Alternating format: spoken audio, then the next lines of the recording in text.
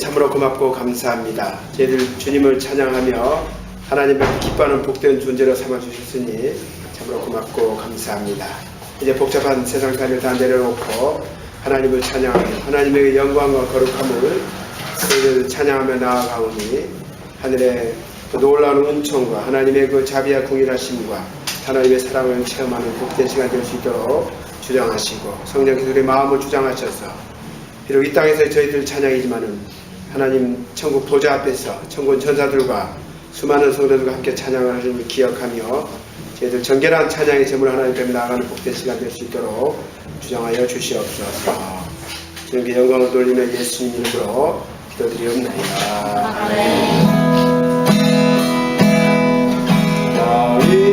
왕이신 나의 하나님,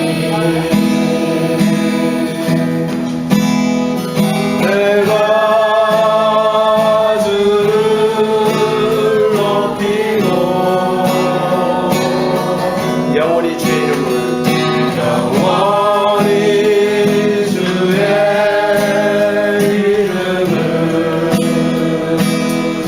송축하리이다.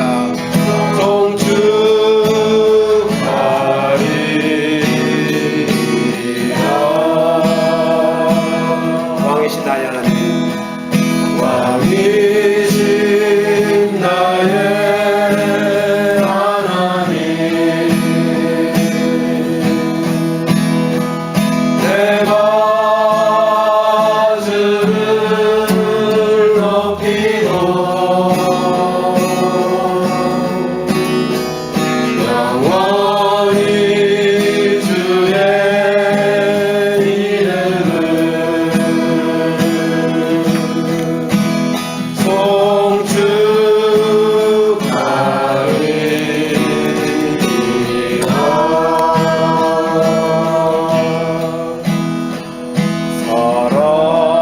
사랑해요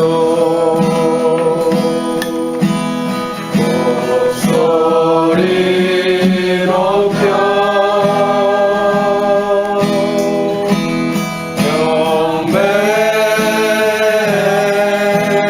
경배해요 내 영혼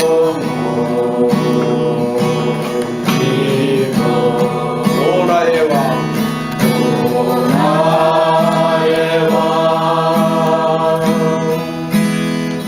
나의 목소리 주님 귀에 곱게 곱게 울리길. 사랑해요 사랑해요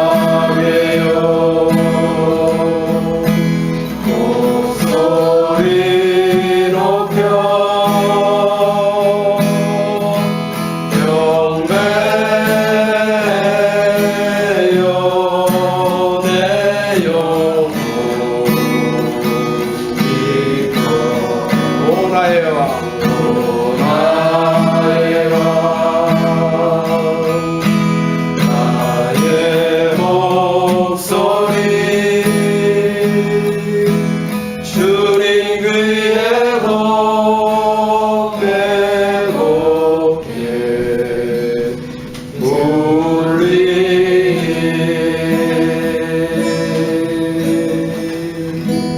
울리길. 좋은 찬양이죠. 사랑해요 목소리 높여 주님께 곱게 곱게 주님 사랑합니다. 나 정말 주님을 좋아합니다. 주님을 너무나 기뻐합니다. 하나님 이런 고백을 좀 얼마나 기뻐하실까. 세상에 여러 가지 소리가 있는데 조용히 주님 사랑합니다. 내가 옛날 마이크 사용을 잘 못할 때야 큰 소리로 막 불러대니까 내 동료가 노래 잘하는 동료인데 내보고 고영고영해. 내가 나이가 많은데 고영 노래할 때 마이크를 딱 잡으면 사랑하는 그 애인의 사랑하는 그 여인에게 속삭이듯이 그렇게 노래를 해야 하는데 그거부터 내가 조금 마이크 작곡이 조금 틀려지긴 했는데 그냥 사랑해 하는 그런 것보다도 있어요. 이렇게 고백하는 게 더 멋있을 것 같아요. 다시 한번 스페인말을 여러분 아는가? 스페인말을 배우는 분 좋아해? 내 혼자 불러볼게. Te amore, ti levanto mi voz para adorarte, mi Salvador. Me gozo en ti y te alabo, mi Dios. Dulce sea mi canto a ti, oh Señor. 사랑해요 다 같이.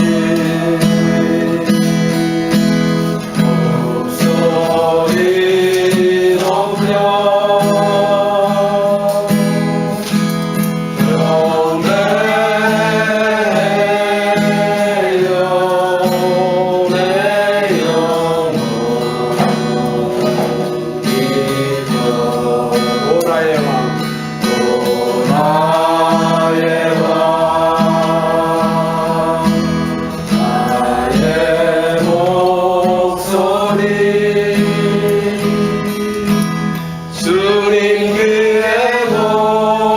높여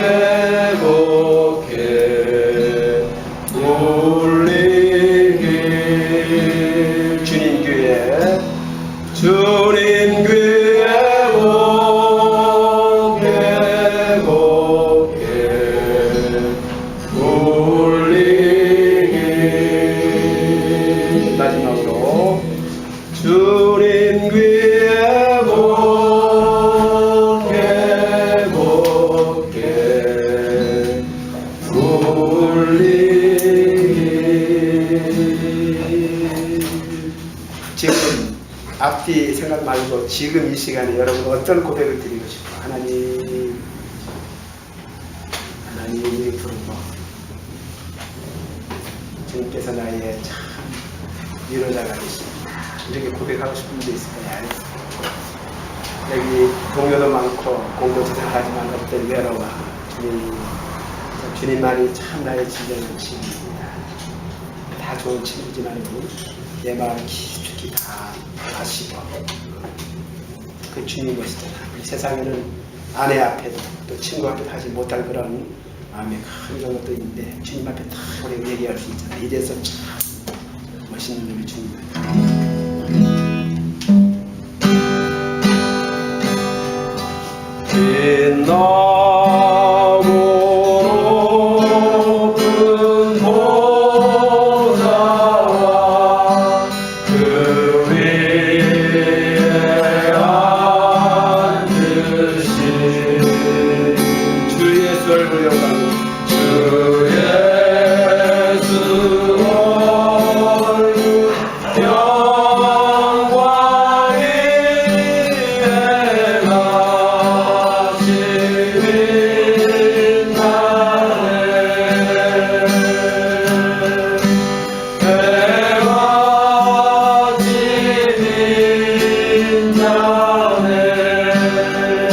영죽을 나를 살리려 영죽을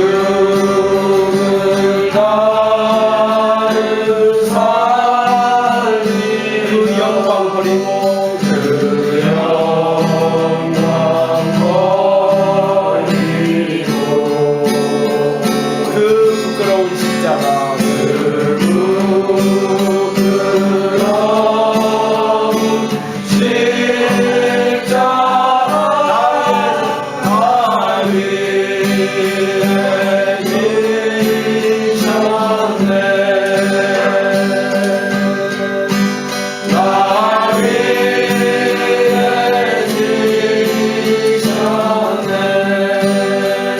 주님의 보좌에 있는데 주님의 보좌에 있는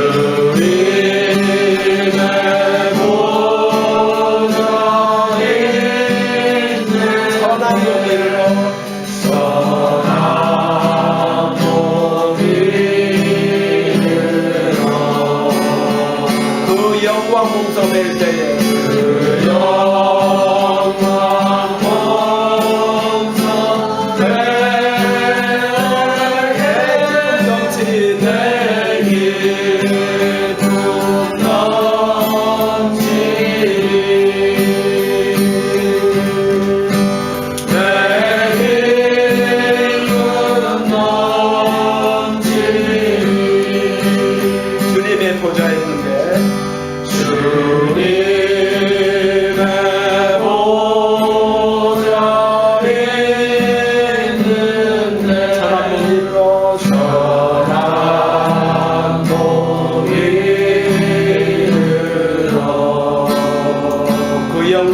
몸소 뵐 때에 그 영광 몸소 배울 내 기쁨 넘치리 내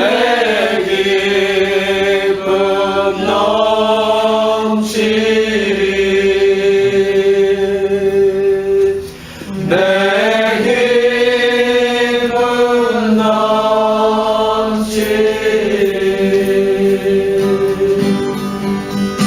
찬송을 부르세요 박수 치면서 찬송을 부르세요 놀라운 일이 생깁니다 찬송을 부르세요 다시 한번 찬송을 부르세요 찬송을 부르세요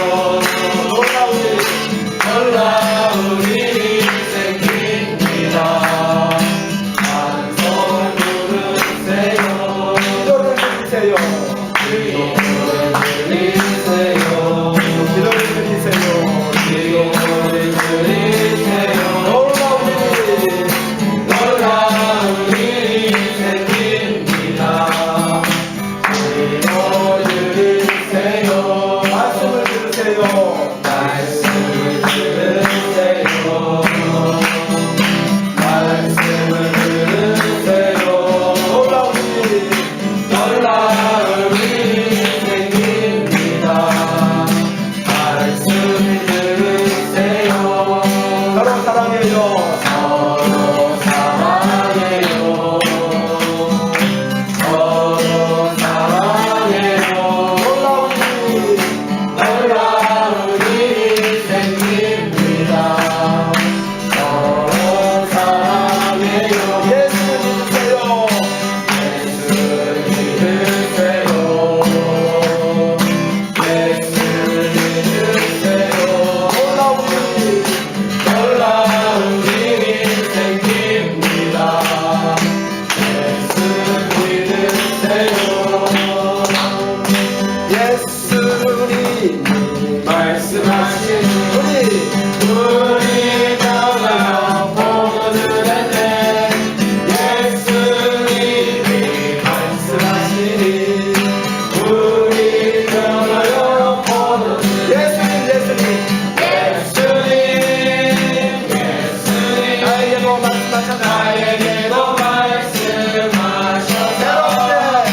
새롭게 새롭게 변화시켜 주소서 예수님이 말씀하신 예수님이 말씀하신 성남 포도가 성남 파도가 단단해졌네 예수님이 말씀하시니 성남 파도가 단단해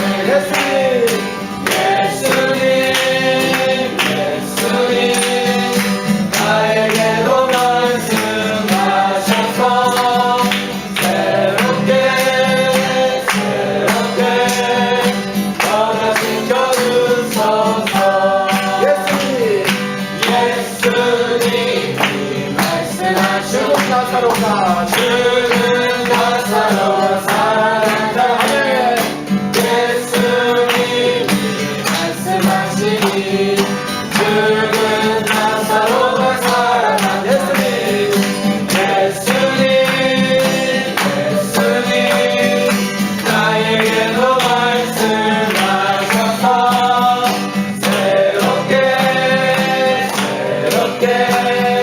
변화시켜 주소서 예수님이 말씀하신 예수님이 말씀하신 죽은 산상이가 살아났다네 예수님이 말씀하시니 죽은 산상이가 살아났다네 예수님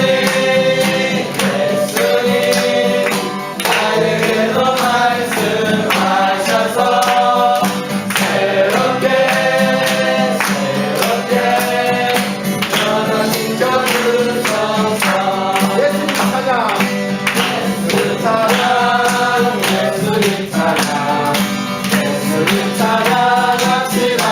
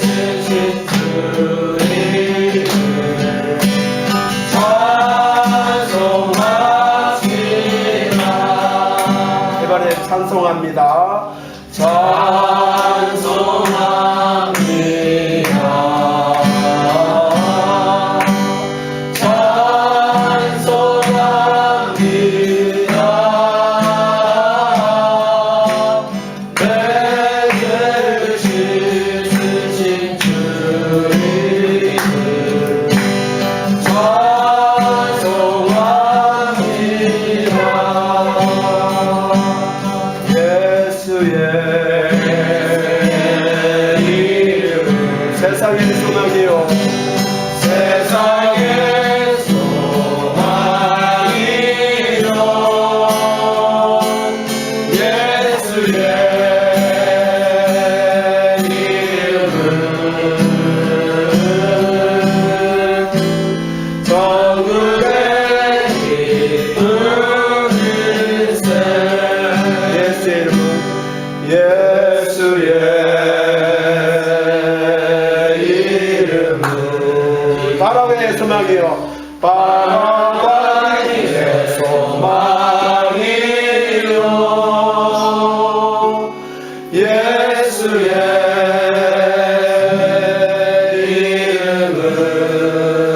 이름은 천국의 기쁨일세 전국의 기쁨일세 내가 원하는 한 가지 주님의 기쁨이 주님의 기쁨이 되는 것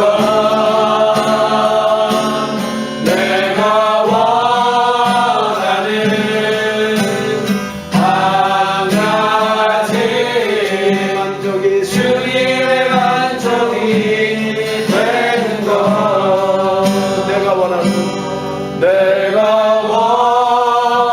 원하는 한 가지 주님의 기쁨이 되는 것 내가 원하는 한 가지 주님의 기쁨이 되는 것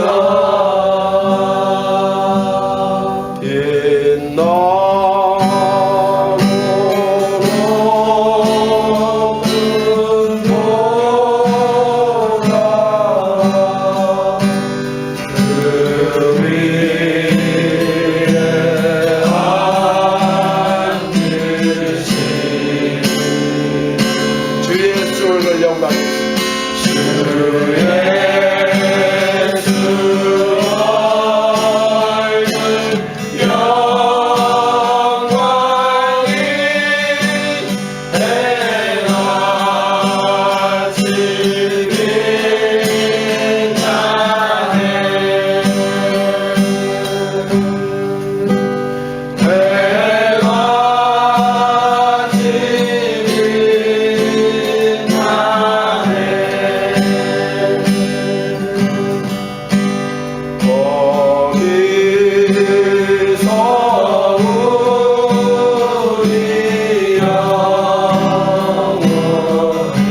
은혜로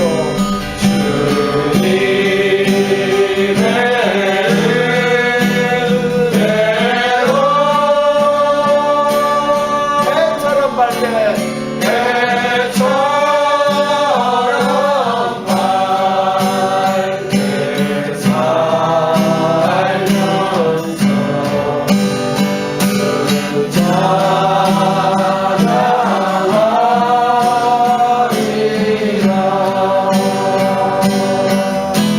거기서 우리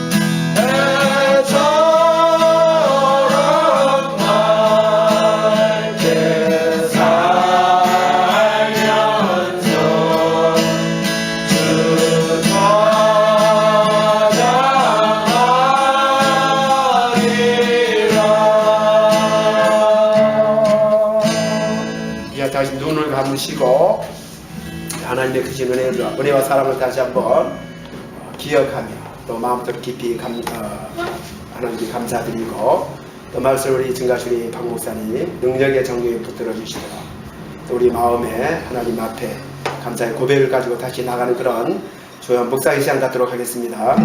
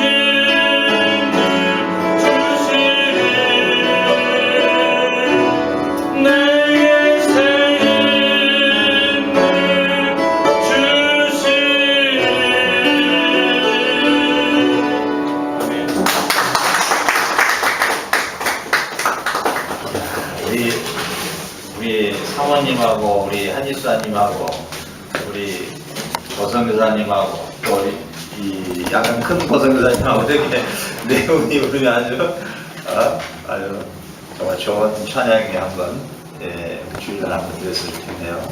네. 그리고 우리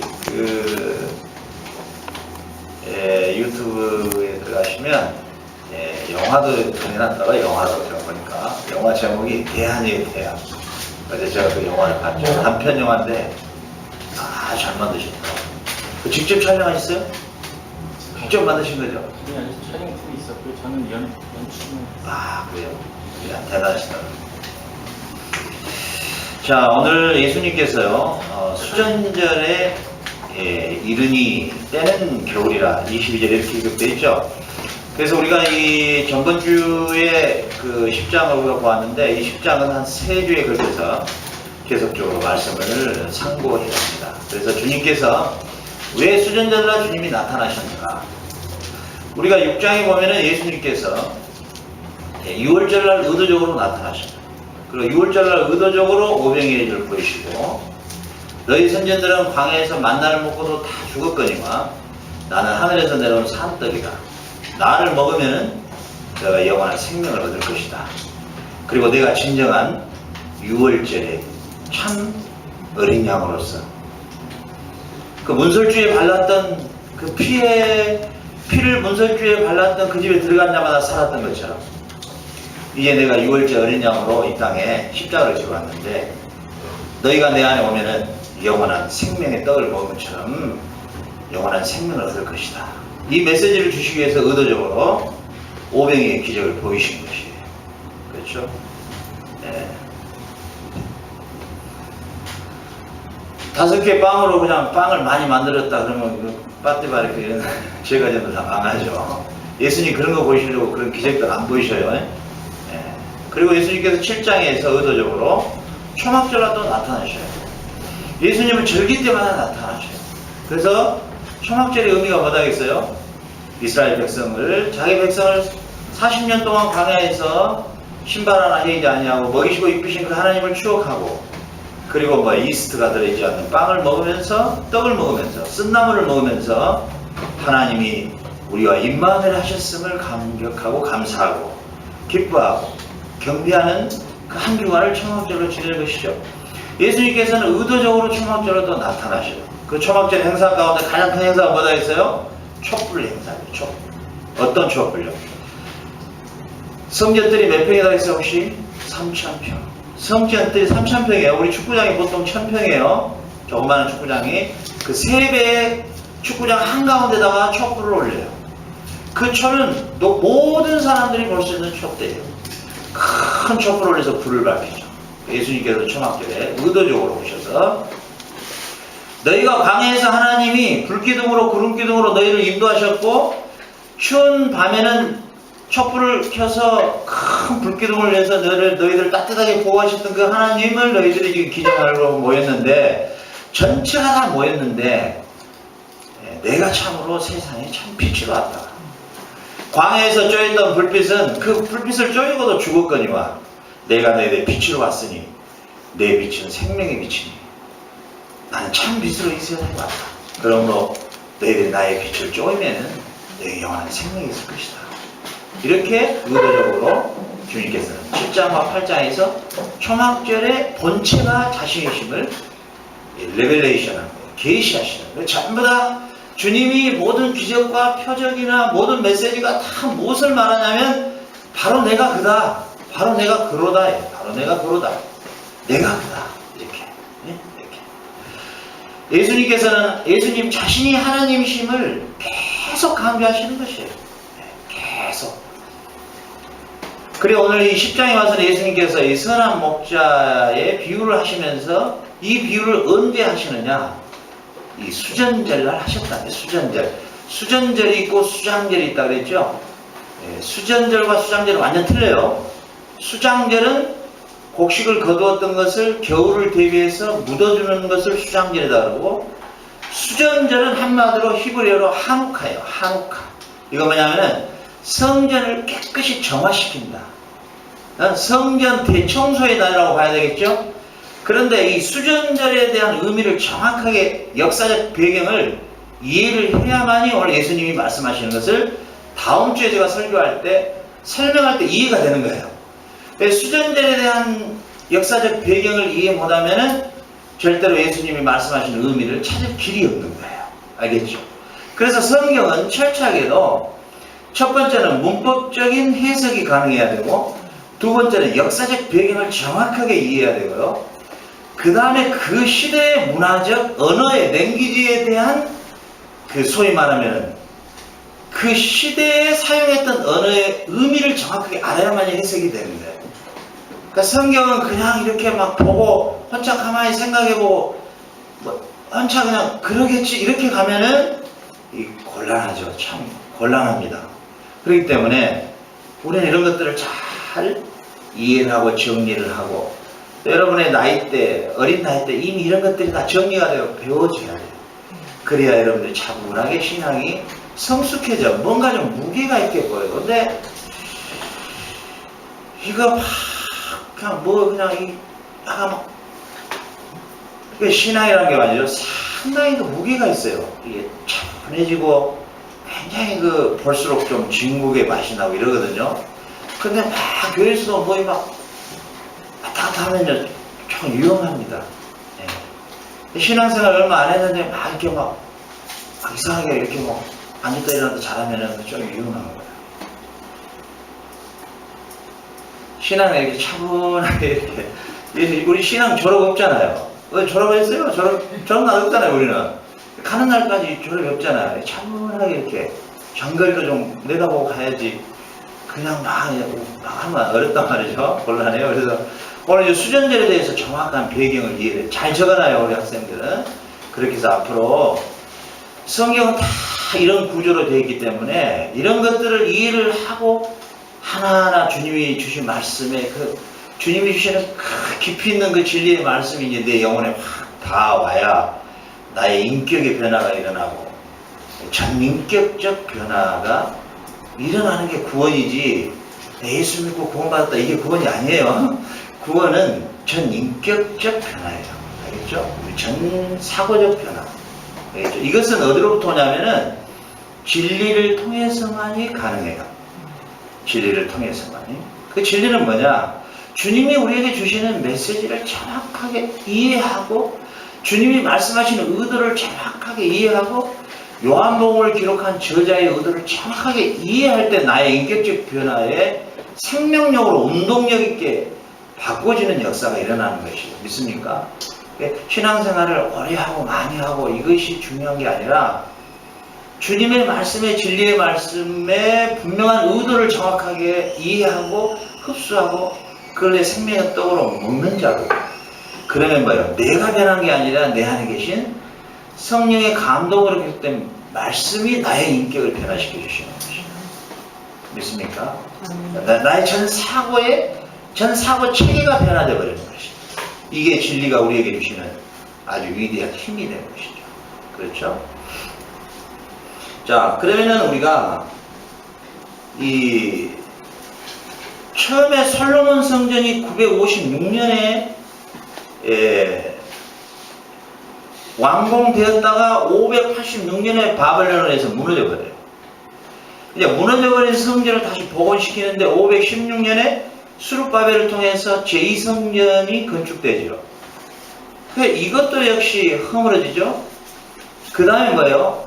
헤롯이라고 하는 사람이 AD 20년에 헤롯 성전을 지었을 때 이 당시가 바로 이제 예수님이 제자들이 예수님 보십시오. 성전 참 대단하죠. 그러니까 예수님이 보고 야 대단하다 이럴 줄 알았는데 예수님이 갑자기 야 내가 저거 허물어버리겠다. 저거 내가 허물어버리고 내가 사흘 만에 다시 짓겠다 이래버리신단 말이에요. 그러니까 이게 참 그 당시에 서기관이나 바리새인이나 율법학자들은 예수님의 말씀을 이해할 수가 없는 거죠. 이제 한마디로 어디서 정신 좀 이상자가 왔구나. 나이는 30세 초반이라 보이는데 얘가 어떻게 좀 정신이 좀 이상하구나. 처음에는 그렇게 봤어요. 정신 이상자로. 근데 이게 말하는 거 보니까 틀리거든요. 근데 엉뚱한 이야기를 잘해요. 그리고 갑자기 그냥 성전에 들어가서 그냥 막 상을 엎어버리거든요. 막 엎어 장사꾼들을 막 때려치워버리고 막 이런단 말이에요. 예수님은 돌발적인 막 행동을 한단 말이죠. 저기 약간 도라이긴 도라이 같은데 말하는 건 또 보면 희한하게 말을 잘하거든요. 그러니까 이 사람들이 감을 못 잡는 거예요. 그렇죠. 그 예수님께서 이 성전을 내가 헐어버리겠다. 근데 그 성전도 역시 마찬가지로 AD 70년 로마의 디도 장군에 의해서 그것도 역시 무너져 버리죠. 그래, 이 이스라엘의 성전의 역사가 이런 역사의 배경을 1차적으로 가지고 있다는 것을 이해하고요. 두 번째는 이 성전의 수전전이라고 하는 의미가 어디서부터 출발됐는가? 이것을 먼저 우리가 찾아내야 되는데, 1차적으로는 860년에서부터 626년에 아수르의 대제국이 있었죠. 이 역사를 보면은. 그 아수르의 대제국은 626년과 539년에 바벨론에 의해서 무너져 버리죠. 그 바벨론은 또 페르시아라고 하는 제국에 의해서 또 무너져요. 페르시아는 이제 알렉산더에 의해서 무너지죠. 알렉산더는 로마에 의해서 무너지는데, 알렉산더의 알렉산더가 아꼈던 왕이 하나 있어요. 그 왕이 아니라 장군인데 친구이자 동료예요. 싸움을 하러 갈 때 꼭 그 친구를 옆에 데리고 다녀요. 그 정도로 신임했던 장군이 하나 있는데, 이 장군이 바로 안디오쿠스라는 장군이에요. 그 사람 이름을 따서 수도 이름을 안디옥이라 이렇게 지은 거예요. 안디오쿠스 장군이에요. 근데 이 사람이 소위 말하면은 안디오쿠스 4세라는 이 사람이 이 예루살렘 성전, 그 당시에 수룹바벨이 세워놨던 그 성전에다가 뭐예요? 제우스 신을 같이 섬겼단 말이에요. 제우스 신. 그러니까 수룹바벨 때 지었던 그 성전 안에다가 제우스 신을 섬겼던 장군이 누구냐면은 바로 안티쿠스 4세라는 장군이에요. 이거 딱 머릿속에 외워놔요. 알겠죠? 이 사람을 얼마나 이 알렉산더가 신임했냐면, 그 당시에 정복했던 것 중에 한 덩어리를 띄워줘 버려요. 너무 신뢰를 해가지고. 그 정도로 신임을 얻었던 장군이에요. 이 장군이 제우스 신을 어디다가 세워버리냐면은 그 수룹바벨이 세웠던 성전 안에다 같이 넣어버려요. 그래서 거기서 신을 섬기게 만든단 말이에요. 그러니까 소위 말하면은 이 솔로몬의 성전 다음에 수룹바벨 성전인데, 이 성전 안에다가 하나님을 섬기는 성전 안에다가 제우스 신을 갖다가 넣어가지고, 신학신이죠, 제우스 신은. 제우스 신을 넣어가지고 같이 신을 섬기게 했으니 이스라엘 백성들이 통탄할 얘기 안 되겠어요? 쉽게 말하면 우리 여기 이 아들람 공동체 이 실만한 물가교회 안에다가 마음 수련회 원장 얼굴 하나 좌측에다가는 여호와 측이나 또 뒤쪽에다가는 모을몬교 하나 말이죠. 지금 이런 꼴이 됐단 말이죠, 이게. 어쩌겠어요, 이게.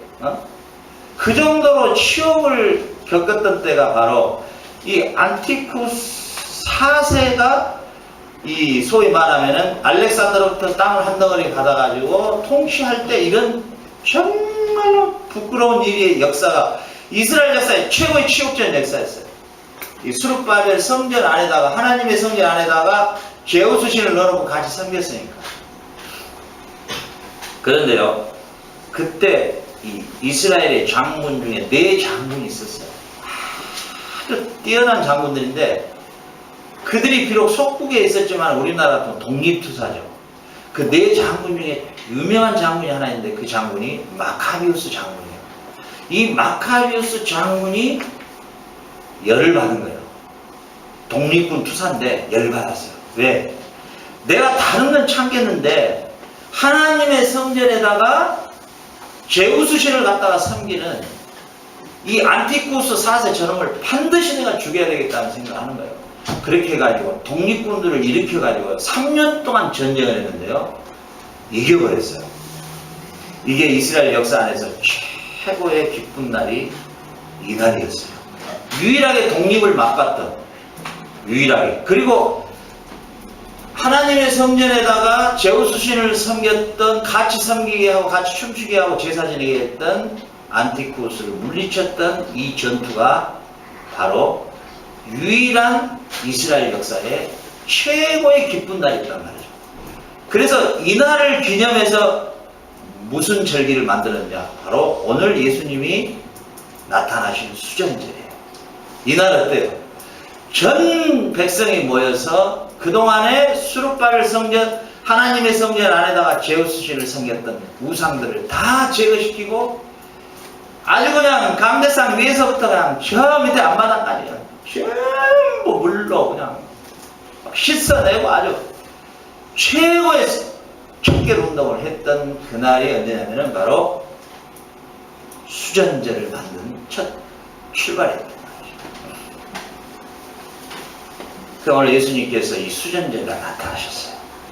그리고 오늘 대화를 하십니다. 너희도 오늘 왜 왔니? 너희 왜 나타났어? 너희도 오늘 뭐하러 왔는데?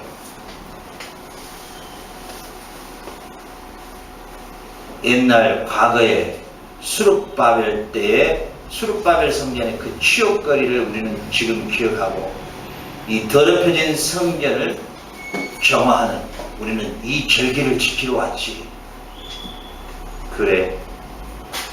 너희들은 지금 그 옛날 과거의 그 치욕스러웠던 하나님의 성전이 가장 치욕스러웠던 제우스 신을 섬기는 그 안티쿠스 4세기에 당했던 그 치욕을 다시 되새기면서 오늘 이 자리에 왔지. 그러나 너희는 성전된 나를 보지 못하고 있는 소경들이다. 그리고 너희는 너희가 여기서 아무리 성전을 씻어낸들 너희 그 안에 있는 더럽고 그 외식하고 회칠한 무덤 같은 너의 심령의 마음은 누가 씻어줄 것이냐. 이 메시지가 오늘 예수님이 10장에서 주시는 핵심 메시지라고 하는 사실입니다. 너희들은 내 양이 아니기 때문에 내가 아무리 말해도 너는 못 알아듣는. 너희들은 내 양이 아니기 때문에 너희들은 한 우리에 들어있지만은 내가 아무리 말을 해도 너희는 알아듣지 못하는 소경된 양들에 불과한 것이다. 나는 선한 목자다. 나는 선한 목자인데 과거에 수룹바벨 성전을 정화시킬 때 물로 씻어냈지만 나는 십자가에 너희들 위해서 십자가에 피 뿌려서 내 피로 너의 성전됨을 씻어내려오는 진정한 수전제의 주인으로 내가 왔다. 이 메시지를 좀 주고 있는 거예요. 근데 이들은 알아듣지를 못하는 것이에요. 왜?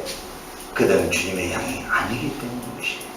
아니기 때문에. 자, 그래서 우리 성경 잘 적어놓으세요. 고린도서 3장 16절에 너희가 하나님의 성전인 것과 하나님의 성령이 너희 안에 거하시는 전인 줄을 알지 못하겠느냐 이렇게 말씀하시죠. 그렇죠. 우리가 곧 하나님의 성전이라고 하는 사실입니다. 우리가 곧 하나님의 성전. 왜 우리가 성전이 되었느냐? 왜 우리가 성전이 되었느냐? 그리스도께서 이 땅에 오셔서 수전전자 주시는 메시지가 너희들은 성전을 아무리 깨끗하게 지금 해도 결코 그 성전은 다시 더럽혀질 것이며 지금 너희들이 다시 이 성전에 척결을 한다고 하지만은 깨끗하게 한다고 하지만 결국은 이 성전도 무너질 것이라는 것입니다. 무너질 것이다. 결국. 자, 원래 에덴의 동산이 말이죠. 우리 히브리어로 보면 간이에요, 간. 소간, 돼지간 이 간 아니에요. 히브리어로 김멜, 몸에 눈 이렇게 해가지고 간이에요, 간. 이 간이라는 원래 의미가 어떤 의미냐? 지성소라는 의미예요, 지성소. 그러니까 하나님이 동방의 에덴의 동산을 창설하시고 이렇게 기록해 놨을 때 거기에는 원문에 보면은 간으로 기록된 간으로 히브리어로. 이건 뭐냐면은 에덴의 동산이 뭐 원숭이가 뭐 바나나 따먹기 좋은 동산 그런 의미가 아니고 우리는 에덴의 동산 그러면 막 굉장히 무슨 뭐 전설의 고향 나오는 그런 좋은 데로 보는데 그게 아니고 에덴의 동산이라는 말이 바로 하나님의 간 이렇게 기록되어 있어요. 하나님의 엘로힘의 간이라 이렇게 되어 있어요. 이게 뭐냐면은 하나님의 지성소라 이런 뜻이에요. 하나님의 에덴의 동산을 하나님의 지성소로 창조했단 말이에요. 지성소로. 하나님의 거주하시는 거주지로 창조하신 거예요. 거기에 아담과 하와를 창조하시고 거기 두시고 있단 말이죠. 무슨 말이에요? 그 간에 하나님의 지성소에 인간을 뭘로요? 제사장으로 세웠다는 거예요. 알겠죠? 인간이 타락했지요? 타락했는데도 불구하고 뭐예요? 무화과 나무 잎을 입혔다 이렇게 나오죠? 그 입혔다라고 하는 동사는 유일하게 2번뿐이 안 나와요. 거기서 말하는 입혔다는 어디에 나오느냐? 출애굽기에 보면은 제사장의 옷을 직접 하나님이 디자인해서 입히실 때 입혔다. 이 동사예요. 그럼 무슨 뜻이에요? 하나님이 비록 아담이 타락했지만은 그러함에도 불구하고 그의 직분을 처음 해주셨던 제사장의 직분을 거두지를 않으신 것이에요. 이게 하나님의 1차적 은혜라 그래요. 알겠죠? 30평에서 50평 집 사서 은혜, 이것도 은혜지만 성경에서 말하는 1차적 은혜는 이미 간이라고 하는 지성소에서 제사장의 직분을 박탈당해버린 순간에도 하나님은 다신 거예요. 제사장으로 그대로 보존하시는 것이에요. 우리 인간의 포지션이 여전히 제사장이에요. 알겠죠? 그래서 베드로 사도는 이렇게 말해요. 너희는 왕 같은 제사장이다. 결국은 뭐예요? 하나님이 인간의 타락으로 말미암아 제사장직에서 박탈되어버릴 인생을 그 제사장의 직무를 그대로 수행케 하시고 하나님의 간, 에덴의 간, 지성소가 확장되어 이 온 땅이 지성소가 되기를 원하셨던 게 하나님의 목표점이에요. 이해갑니까? 그래서 솔로몬의 성전이나 수르바벨의 성전이나 헤롯의 성전을 세우는 목적은 하나님이 그 성전 안에 거하시는 것이 목적이 아니고 하나님은 우리를 성전 삼으심이 목적이었단 말이에요. 알겠습니까? 알겠습니까? 그래서 예수님께서 이 성전을 내가 헐고 사흘 만에 다시 지리라. 죽고 부활하심을 말씀하시면서 그 부활하신 그리스도의 성령이 우리 안에 오시는 것이에요. 믿습니까? 우리 안에 오심으로 우리가 뭐가 됐어요? 성전이 되어버린 거예요. 그래서 오늘 사도 바울은 고린도서 3장 16절에 너희가 하나님의 성전인 것과 성령이 너희 안에 거하시는 전인 줄을 알지 못하느냐. 알겠죠?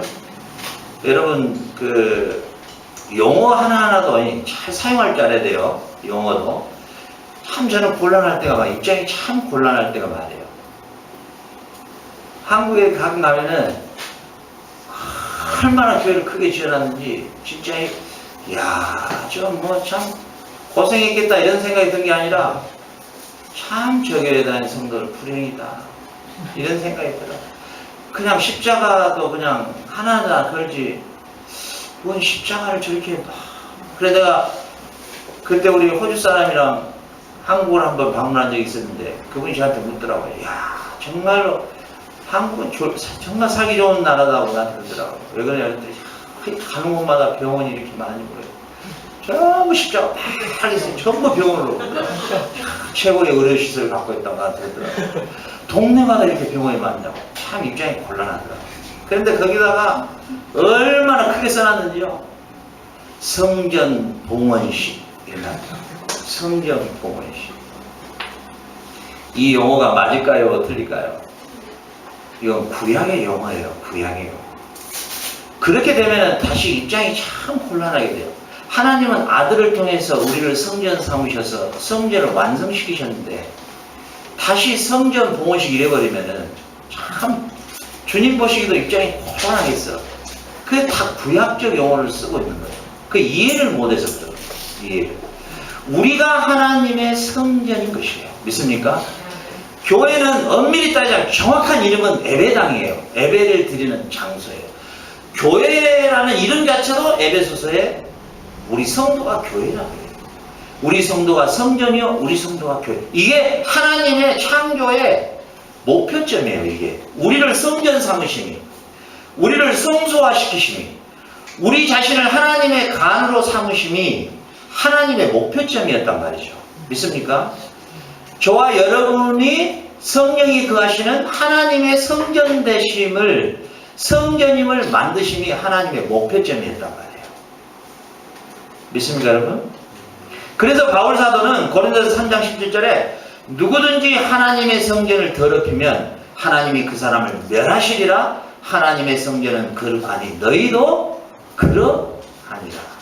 이렇게 말씀하고 있다는 것입니다. 우리가 왜 거룩하냐? 왜 우리가 더럽혀서는 안 되냐? 하나님의 성전이기 때문에 우리가 더럽혀서는 안 된다는 것입니다. 오늘 예수님께서는 이 수전절에 이 메시지를 우리에게 다음 시간에도 보겠지만 주시고 있는 메시지 중에 가장 큰 메시지가 뭐냐면, 너희가 지금 너희 자신이 과거에 그 수르바벨의 성전 안에서 제우스 신을 섬겼던 그 치욕스러움을 덜고 그 시대의 역사의 비극을 되새기면서 다시는 우리가 이런 성전의 치욕을 갖지 않도록 하자. 오늘 그 의미로 너희들을 모였는데, 나는 너희들에게 말하겠는데 너희들의 그런 예식과 절기를 통해서는 결코 성전이 정화될 수가 없다. 너희들은 선한 목자인 나의 음성을 듣고 내가 십자가에 흘린 피로 말미암아 온전한 성전이 지어질 것이며 온전한 성전 안에 너희들이 거하는 것이 너희들이 진정으로 선한 목자의 음성을 아는 자의 삶이다. 여기서 지금 계속 책망하는 대상자는 누구냐? 바로 그 당시에 하나님을 가장 잘 섬긴다는 바리새인과 서기관들과 율법학자들에게, 그들에게 계속 지금 충고하고 있다는 사실입니다. 자, 우리 계시록 3장 12절에 보면요, 이기는 자는 내 하나님 성전의 기둥이 되게 하리니 그는 결코 다시 나가지 아니하리라. 내가 하나님의 이름과 하나님의 성과 하늘에서 내 하나님께로부터 내려오는 새 예루살렘의 이름과 나의 새 이름을 그 위에 기록하리라. 내 하나님의 성전의 기둥이 되게 하겠다. 이렇게 말씀하십니다. 자, 이게 이제 마지막 하나님이 계획하신 결론 부분이에요.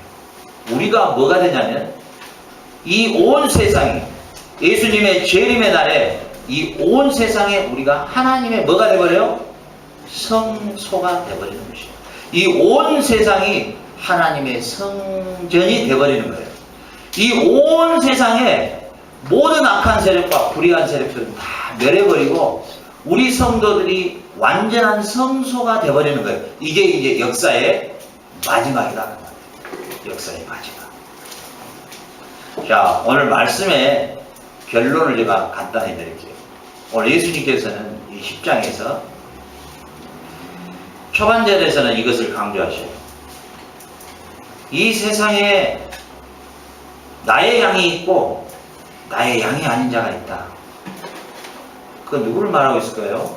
우리 안에 두 부류가 있는데 한 부류는 들어도 못 알아듣는 양이 있고 한 부류는 말하면 잘 알아듣고, 그런데 아예 우리 밖에 있는 양무리도 있는데 그 양무리들도 내가 말하면 잘 듣는다.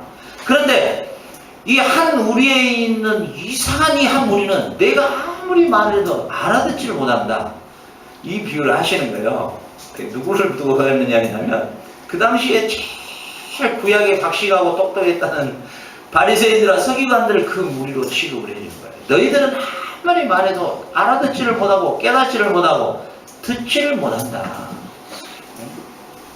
그러면서 예수님께서 너희들이 오늘 절기에 이렇게 다 또 모였는데, 이 수전 절기에 또 모였는데 과거의 역사는 그렇게 잘하는 너희들이 하나님이 수르바벨 성전이나 솔로몬 성전이나 오늘 있는 이 헤롯 성전까지라도 하나님이 이 성전을 지으신 의미가 무엇인지를 너희들이 아느냐.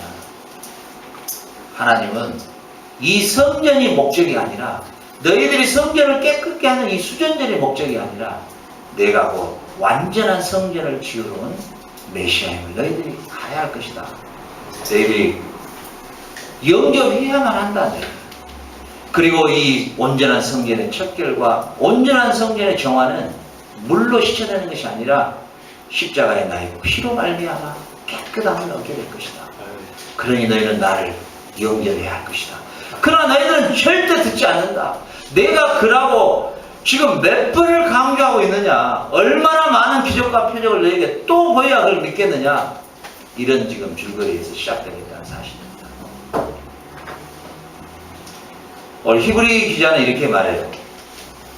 자, 구약의 대제사장은 짐승의 피를 가지고 지성소에 들어가서 1년에 한 번 백성들이 범죄한 죄악을 그 짐승의 피로도 단회적 한 번 반복돼야 되지만은 그것도 효과가 있어서 죄를 용서받듯이 예수 그리스도께서 흘리신 십자가의 보혈의 피가 너희들을 어떻게 하나님을 섬길 수 못하게 하겠느냐?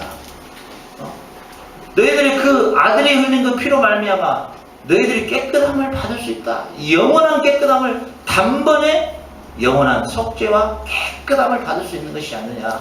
그 그리스도가 참 대제사장이심을 이제 히브리 사도가 이야기하죠.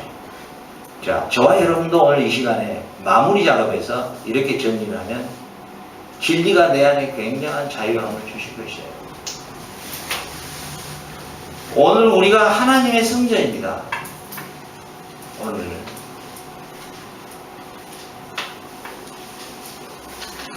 참 하나님의 성전이니까 거룩하게 살아야 되는데 열받은 이야기 들으면 거룩하게 됩니까? 열받죠? 인간인데 저보고 뭐 이단이라고 그러는 사람 저보고 이단이라고 말하고 다니는 사람이 있다더라고요. 그래서 이야, 내가 이단의 교주 정도는 되려나? 세상에 저기 이단하고 좀 약간 비슷한 사람한테 이단이라고 해야지. 이야, 그런 이야기 들으니까 참 재밌기도 하고, 재밌기도 하고. 또 어떤 사람은 또 저를 또 아주 국제적인 그 사기꾼으로 이렇게 또 이야기를 하고 다니는 사람이 있다요. 국제적인 것도, 국제적인 사기꾼이라. 그래, 뭐 일단은 국내적인 것보다 좀 낫다. 조금은 좀 넓어졌으니까.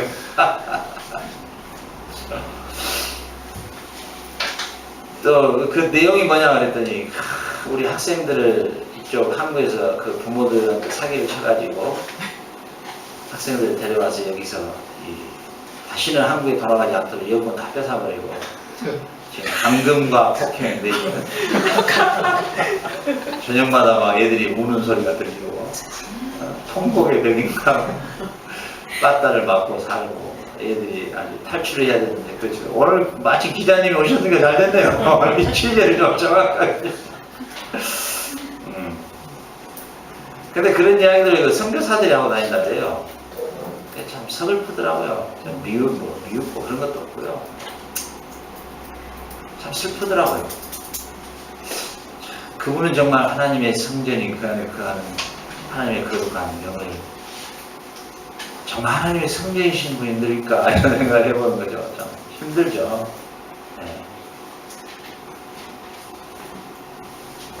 근데 그 파라과이 아버지가 공통점이 그러더라고요. 어떤 한 사람도요 칭찬을 하여튼 뭐 우리 이 목사님도 좋진 않아요.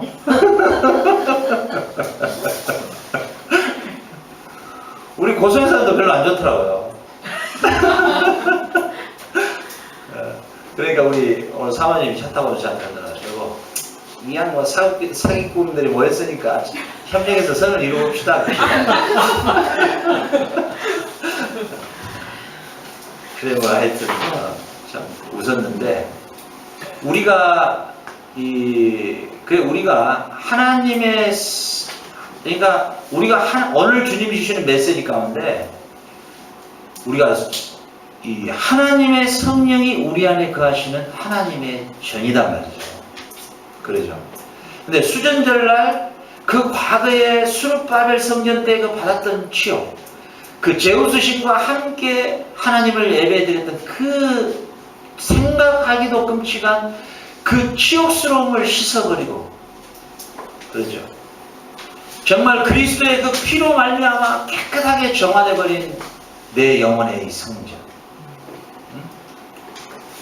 이건 과연 구약의 그 찬란했던 솔로몬의 성전에서도 불가능했고 수르바벨 성전에서도 불가능했고 46년 동안 지었던 헤롯 성전도 AD 70년에 디도에 의해서 무참히 질파파버리는 그 성전이었지만 이제 주님께서 친히 이 땅에 오셔서 십자가에 피 뿌리시고 그 피로 말미암아 세운 이 진정한 참 성전인 내 영혼, 이 성전을 누구도 허물지 못합니다.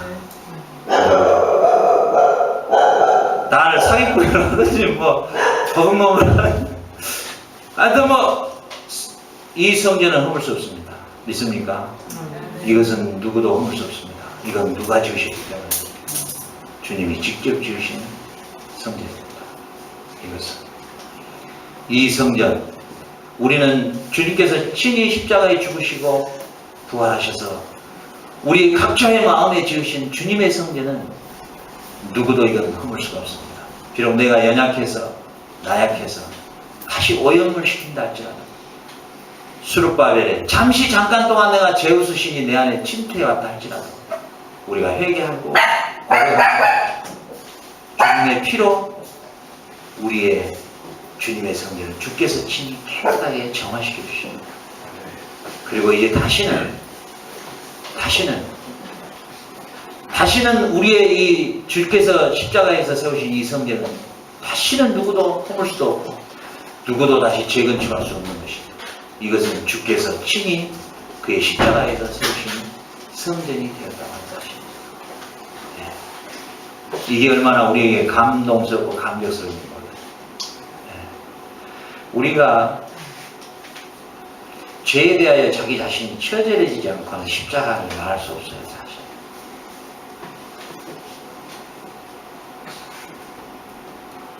우리가 우리 자신이 참 비겁하구나. 인간 되기를 싫어할, 내가 인간임을 싫어해버려야 돼.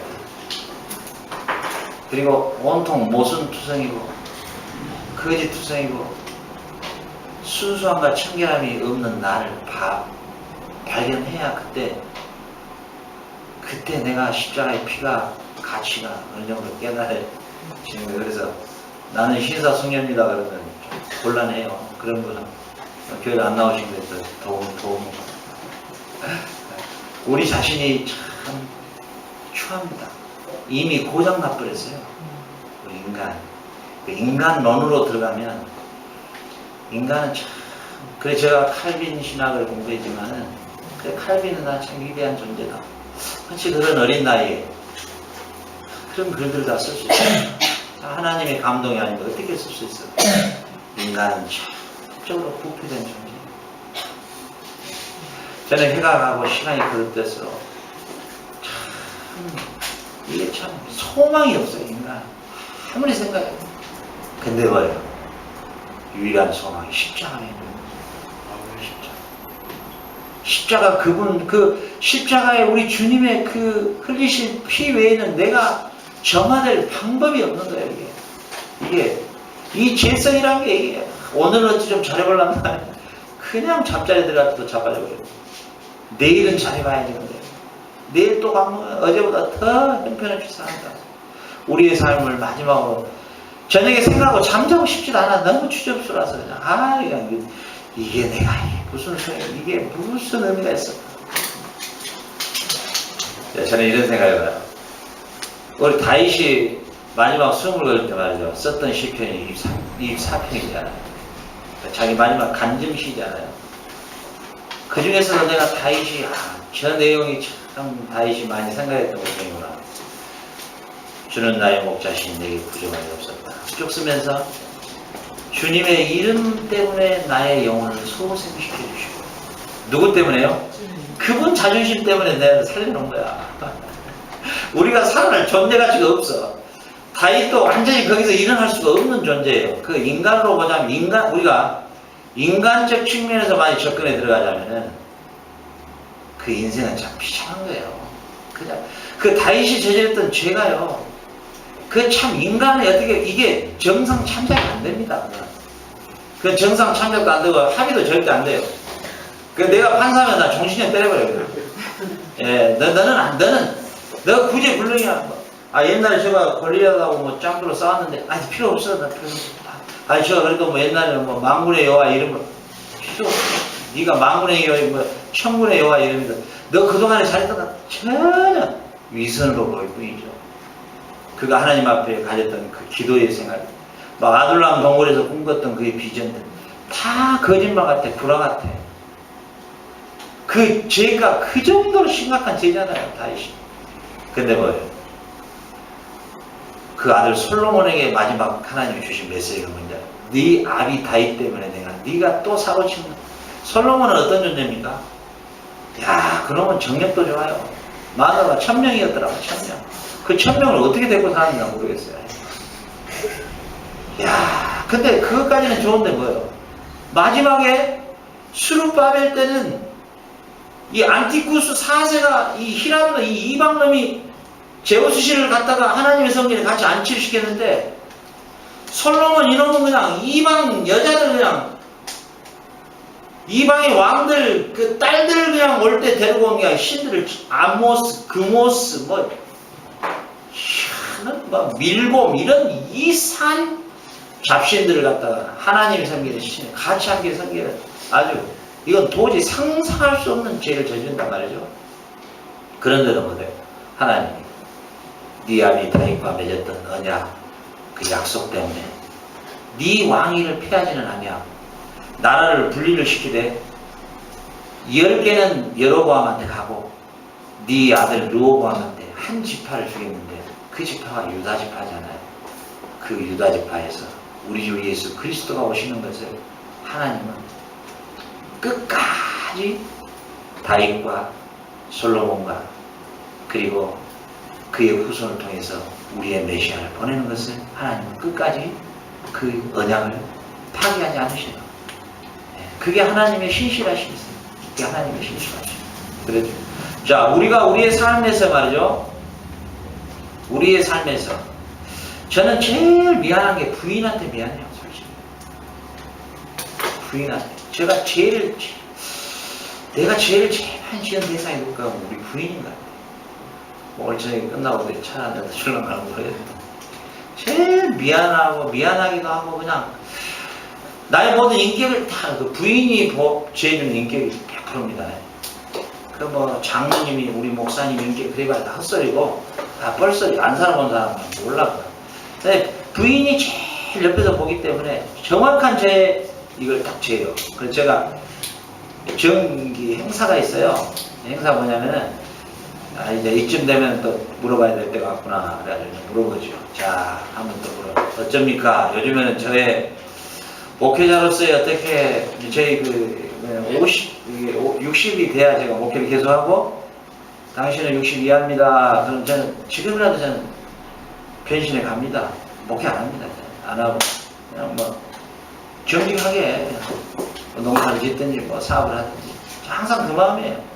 그래 부인에게 항상 물어보죠. 어쩝니까? 그랬더니 뭐 작년까지만 해도 그래도 한 70점 정도는 되겠네요. 다행히 이제 이게 넘어갔잖아요. 이제 올해 들어와서는 지금 아직 안 물어봤는데 올해 들어오면 55점이나 나오지 않을까 이런 생각을 잡아요. 그래 우리가 우리의 삶 속에서 우리 자신이 참 하나님 앞에 만약에 내가 내 스스로 성전을 짓고 내가 내 스스로 어떤 기준을 가지고 어떤 정확한 그 기준 안에서 내가 정말 이 구원을 얻는다고 생각한다면 이 단 한 사람이라도 구원을 얻겠냐 말이죠. 얻을 방법이 없는 거예요. 그래서 구약의 모든 성전은 다 파괴시켜버려요. 돌 하나 돌에 남겨주셨어요. 그리고 뭐예요? 예수님께서 자기의 십자가의 피로 우리에게 우리 안에 성전을 지어주신 거예요. 우리가 조금 하나님 앞에 조금 다 도토리 키재기거든요. 사실 따지고 보면 이게 거기서 거기에요. 우리가 하나님 앞에 우리가 쑥 넘어갈 때까지 회개하고 후회하고 하나님 앞에 부끄러운 우리 인생으로 살 거예요. 그 주님이 우리를 불쌍히 여기고 긍휼히 여기지 않으면 우리가 어떻게 주님 앞에 설 수가 있겠어요? 설 수 없는 존재입니다. 그러나 우리가 힘있고 용기있게 살아야 됩니다. 우리가 힘있게 살아야 돼요. 하나님 앞에서는 우리가 항상 그런 마음으로 이 감사의 마음으로 살아가지만 이 세상에 살아갈 때는 우리 안에 온전히 지으신 성전, 주님께서 지으신 이 성전된 우리가 이 세상에 뭐예요? 떳떳하고 힘있게 그리고 우리 살아야 될 줄 믿습니다. 아멘. 오늘 주님이 주시는 이 메시지, 이 수전절에 주시는 이 메시지를 우리가 그 진리가 우리 안에, 다른 건 다 잊어버리더라도 우리 안에 우리가 곧 예수님이 지으신 성전이라는 사실, 알겠죠? 그 성전은 누구도 파괴시킬 수 없다. 누구도 불사할 수 없다. 어떤 장군도 어떤 외세 침략도 이 성전을 허물 수는 없다. 왜? 그리스도께서 직접 지으신 성전입니다.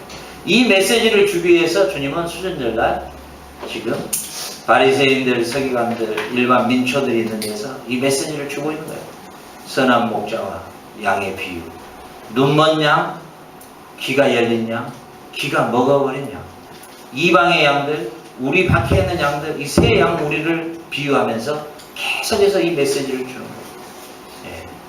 오늘도 우리의 참 목자 되셔서 우리를 그의 양대로 불러주시고 또 우리를 그의 성전 삼아주신 주님께 감사하고 영원히 허물어지지 않는 성전된 우리 하나님께 감사하고 이 성전이 서로 연합하고 서로 연결되어서 이 세상에 온 땅에 성전이 되는 그날까지 우리가 주를 사랑하며 주 안에서 매일마다 기뻐하며 감사하시기를 주의 이름 축원합니다. 기도하겠습니다.